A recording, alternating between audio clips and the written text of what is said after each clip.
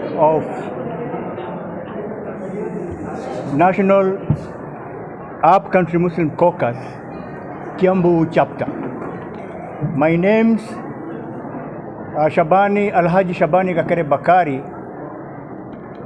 I'm the patron of the National Upcountry Muslim Caucus and also a coordinator of Council of Imams and Preachers of Kenya and the coordinator also of Supreme Council of Kenya Muslims, and I'm the former Secretary General for this purpose of the Supreme Council of Kenya Muslims.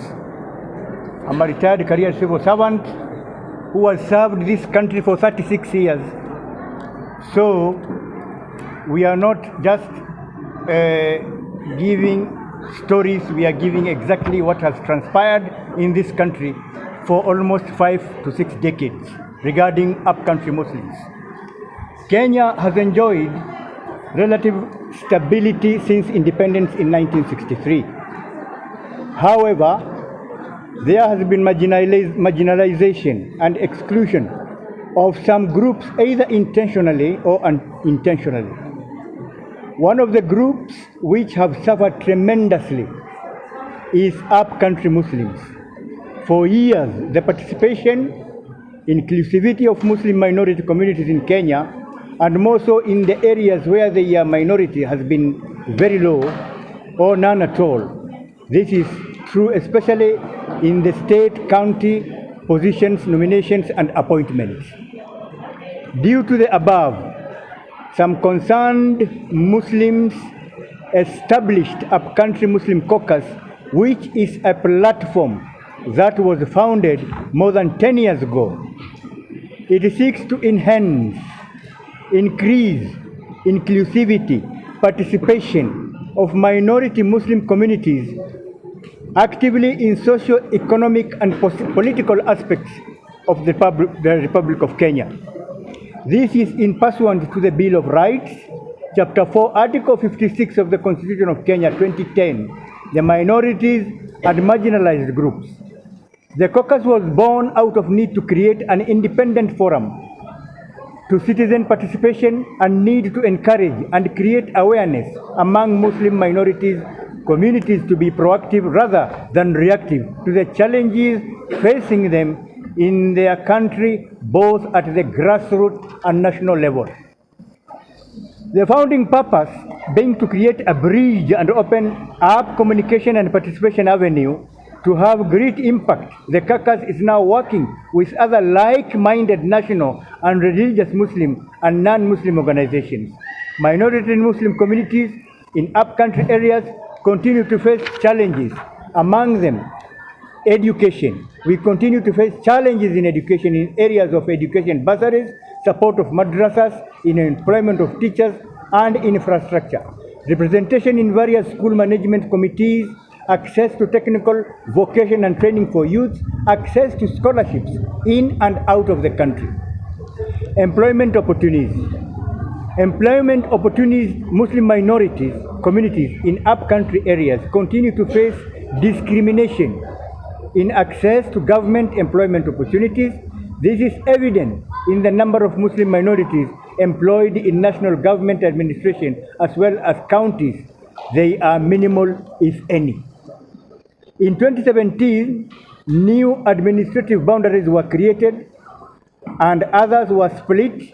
None was engaged as assistant chief in areas where some reside and had applied for because of structural barriers continue to be a very big hindrance. Representation in governance, executive, and political structure.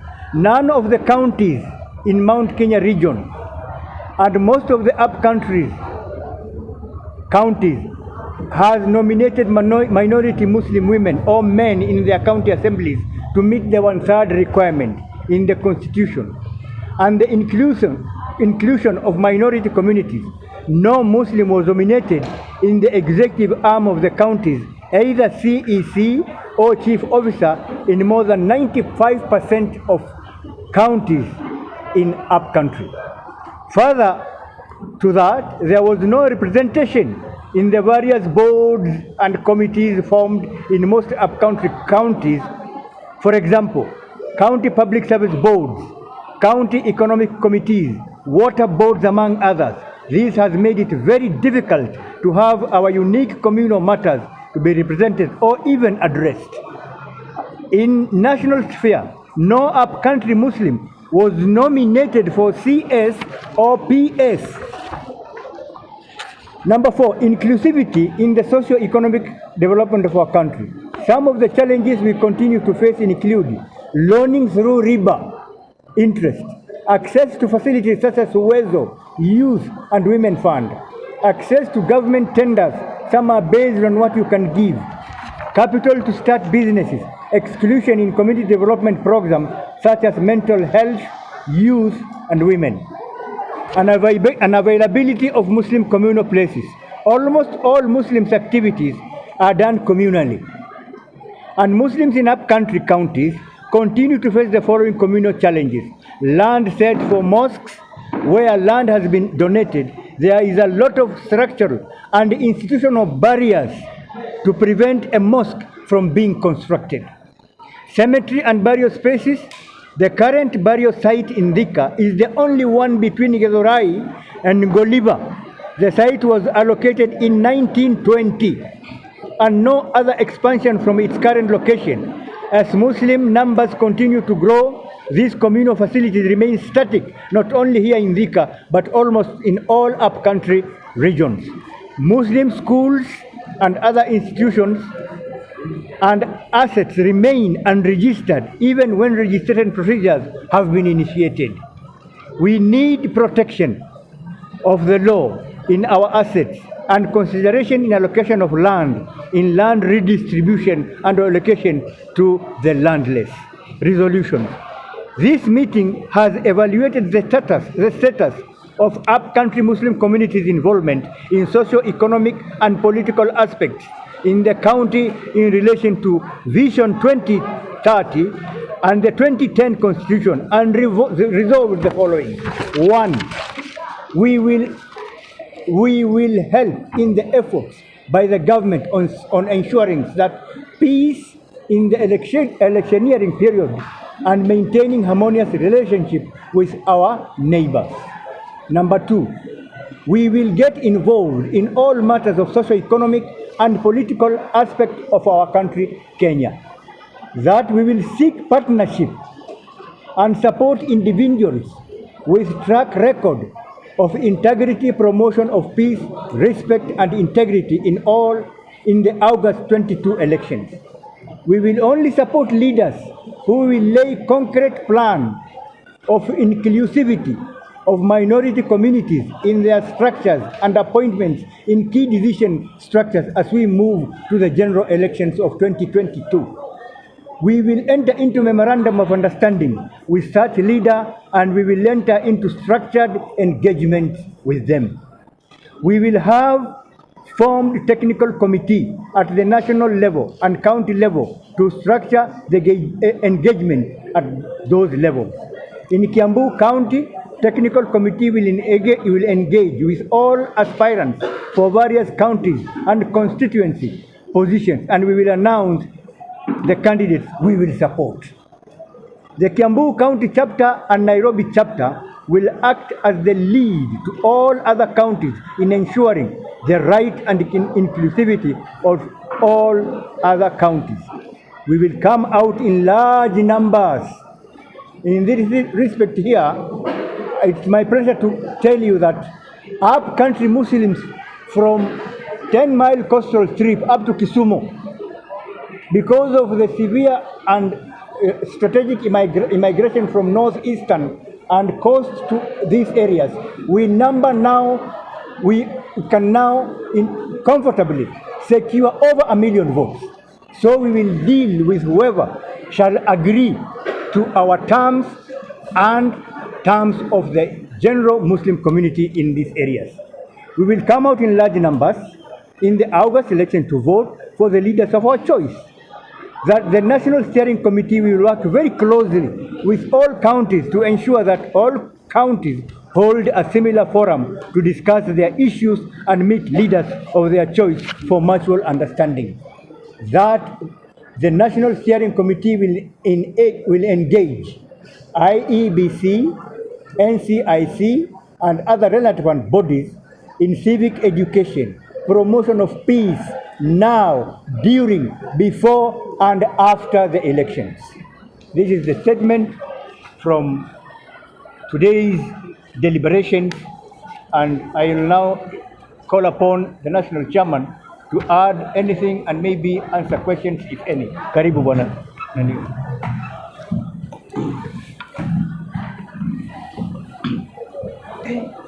Thank you so much, our people from the press, and I highly thank our Honorable Engineer Patrick Wainana, who has been endorsed to be, he is the first person to be endorsed by National Upcountry Muslim Caucus, and we began this conversation almost 3 years back when people came to endorse me to become the President of the Republic of Kenya from the entire country. And I asked them, why do you want to endorse me to be the President of the Republic of Kenya? They told me, because we have seen leadership in you. I told them, please, I do not want to call for presidency now, because our people are languishing in poverty. Our people are subjected to a lot of problems in upcountry Muslims. So I told them, let me liberate my people now. And that is the journey we began. And that is why I have been endorsed. And you can see this is the symbol of the leadership which have been given by the elders of the entire Mount Kenya region and also the entire upcountry counties to become their national chairman.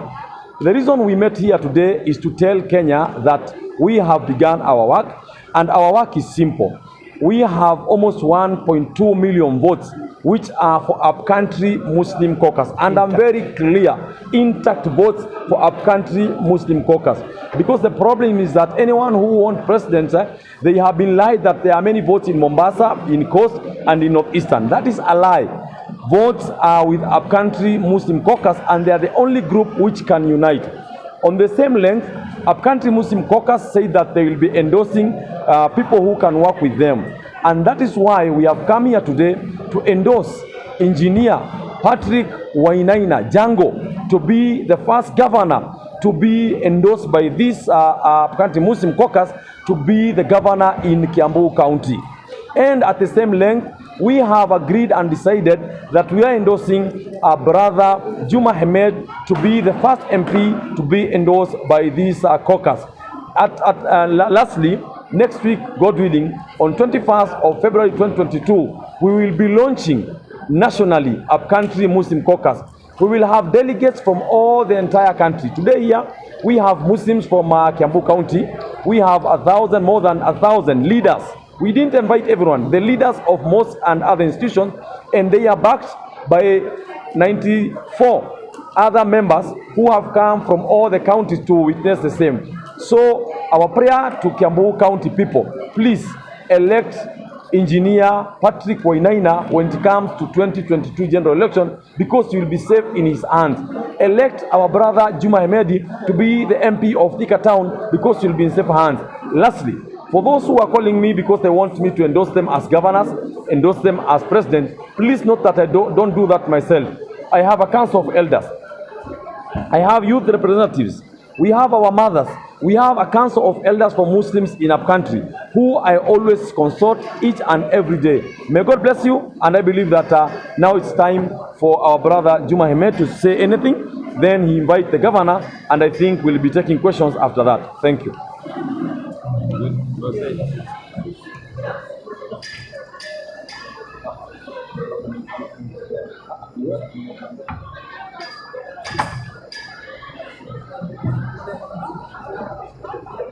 Good afternoon or good evening, members of the press, and thank you today for attending our session. So today we discussed a few issues that have already been highlighted by our elder, Sheikh Shaban. Today we have highlighted a lot of issues that we have made in terms of resolution by Sheikh Shaban, and most have been discussed by our national chairman for our country. Dr. Hassan Kinyua, and mine is to thank you and to tell you that I take this responsibility on behalf of Thika people to lead them into the next 5 years, and I am today blessed to have been endorsed by my community and the national organization of Upcountry Muslim Caucus, and moving forward I look forward to more engagements with the rest of the people in the country. Thank you very much, ladies and gentlemen.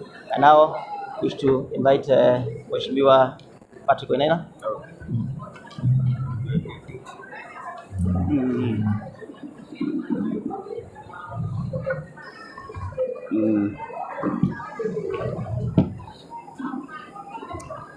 Nikitaka kuwasalimia jioni ya leo, na niseme leo ni furaha kubwa kwa sababu ya jamii ya Waislamu kunialika ili wanipatie endorsement ya kuwa gavana wao wa Kiambu 2022, na niseme tumepelekana safari na Waislamu especially wa hapa Thika. Tumekuwa jamii, na kwa hiyo miaka 4-5 yaenda kuisha sasa. Tumefanya kazi na wao, wamenialika kwa misikiti na tumesema 2-3. Tumefanya economic empowerment na wao. They have been totally included in the running of Thika, na nafikiria ni kwa sababu hiyo wamefikiria na wameona ni vizuri wanialike, na huu mwaliko ni mwaliko wa nguvu kwa sababu tuko na Waislamu wa Kiambu yote viongozi. Hapa tuko na watu takribani zaidi ya 1000 viongozi wa Kiambu. Misikiti yote hapa iko represented, na niseme shukrani kabisa kwa sababu hivi ni kusema Kiambu jamii ya Waislamu wako na zaidi ya kura 1100, na hiyo 1100 ni kusema wakimpigia hiyo kura na pengine watangazie marafiki wao, hiyo kura inaweza enda 500,000. Kwa hivyo hii ni kitu ya muhimu sana, na nimeshukuru na nimeifurahia. Nataka kuambia Waislamu wote wako Kiambu na Kenya nzima, tutapelekana, tutaenda pamoja. Wako na matakwa wamenipatia na tutayaangalia, na nimesema kwanza kabisa serikali yangu ya Kiambu itakuwa all inclusive. Kwa hivyo lazima itakuwa na Muislamu kutoka juu mpaka chini, sio tu ile pale kwa CEC. Tutakuwa na representation ya Waislamu pale juu, tutakuwa na representation ya Wakristo, dini zote, PWD, so group zote tutakuwa pale kwa sababu nataka tujenge Kiambu tukiwa wote pamoja. Tukiamuka tuamuke tukiwa pamoja. Na tena niongeze niseme ya kuwa Kiambu, this is the time to change Kiambu. We want to change Kiambu for the best. Tumechekelewa sana Kiambu, tumekuwa na a lot of resources, tuko na pesa, tuko na watu wamesoma, tuko na mabarabara, lakini Kiambu wakati wote inakuwa inaenda chini kwa sababu quality ya viongozi imekuwa chini sana. Unachagua viongozi wanataka maneno ya mifuko yao, hawajali wananchi. Lakini kwangu mimi nataka kuahidi na niseme this is my promise to the people of Kiambu. I am totally devoted. I have the passion to do this. I know this job and I am faithful to the job. And I say again, uaminifu ndio iko ya kwanza. Tukipewa mali ya county, lazima tuwatumie vizuri. Pesa ya wananchi si ya kuporwa, sio ya mifuko ya watu binafsi, ni pesa ya wananchi kuwasaidia kuendeleza miradi yao mbele. Na niseme hivi, wakati tunaenda kuchagua viongozi, especially wakati huu, siasa imechacha sana, lakini hii ndio wakati watu wanapelekwa na wave ile tunaita tsunami. Tunasema sijui kuna wave ya chama fulani. Usiende ukachagua mtu kwa sababu ya rangi yake, usimchague kwa sababu ya urefu, usimchague kwa sababu ya upana. Hapana, tafadhali angalia kiongozi wako, muangalie macho, mwambie wewe uko na uongozi bora, tumekuona umefanya, tumekupitisha, sasa uchague yule mtu. Na nisiseme nasiongei maneno ya gavana peke yake. naongea ukitoka MCA ukienda all the way to the top. Angalia mtu umchague kwa sababu ya vitendo vyake na umchague kwa sababu ya uongozi na performance. Tukifanya hivyo, kwa kweli tutapata viongozi wazuri. Thika itaendelea, Kiambu itaendelea na Kenya itaenda mbele.